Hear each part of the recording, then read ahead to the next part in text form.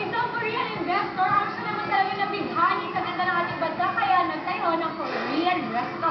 Mga sumabista, ito yung Korean buffet na affordable at may Pinoy customer service. Kaya na tayo! Yummy!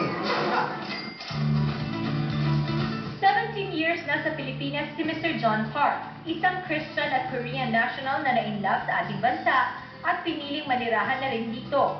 Supplier siya ng mga Angus beef sa mga kilalang hotels and resorts sa bansa. At nang makita ang magandang oportunidad, nagtayo siya ng Korean buffet resto na abot kaya ng lahat at one-to-sawa ang kainan. Tinawag niya itong Hokalbi, isang Korean buffet. The reason I can start this kind of concept restaurant, actually my mother gives so many ideas, gives to me. Ang Hokalbi po is 5 years na po siya. So ang Hokalbi po, sabihin is barbecue. Ang specialty po namin is barbecue. 30% Korean at 70% Pinoy at turista ang mga nagiging customers nila dito. Pero kahit Korean resto ito, mas piniling tauhan ni Ginoong Park ang mga Pinoy. Dahil We know how to smile. Happy people, happy smile. Kaya hindi kumukuha ng Korean po dito is, syempre, very sad yung face sila. Ay, yung Pilipino kasi kahit na magalit yung customer, always smile pa rin. isa rin na dagdag atraksyon dito ay ang mga makukulay na paintings na gawa ng mga Pinoy artists. Isa si Carlo Suarez sa mga painter-curator ng resto.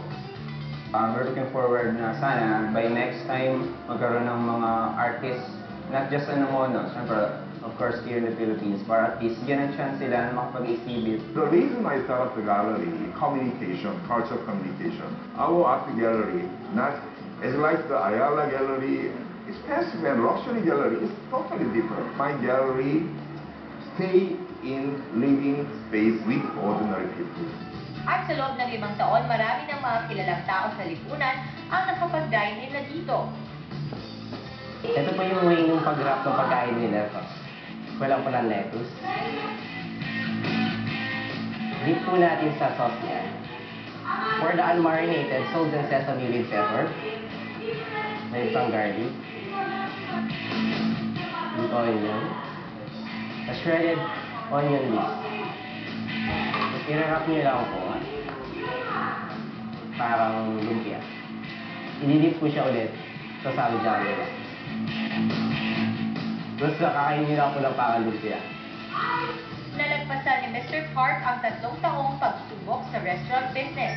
At dahil nakaka5 taon na siya, kasama sa masarap at murang pagkain ang magandang relasyon sa customers. Lalo na sa mga tauhan ko na itinuturing niyang yaman ng kanyang kabuhayan swak na swak. Also, I'm Christian.